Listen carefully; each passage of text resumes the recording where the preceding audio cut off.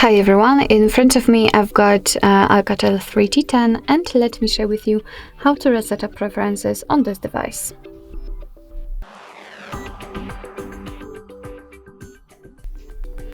So first of all, we have to enter the settings, and now let's scroll down in order to find the apps.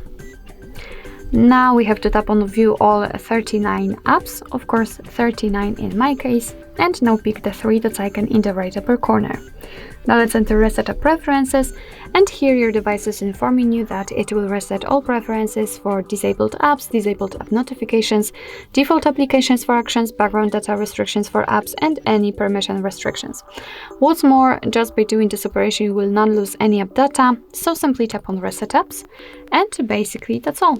This is how to reset up preferences in your Alcatel 3T10.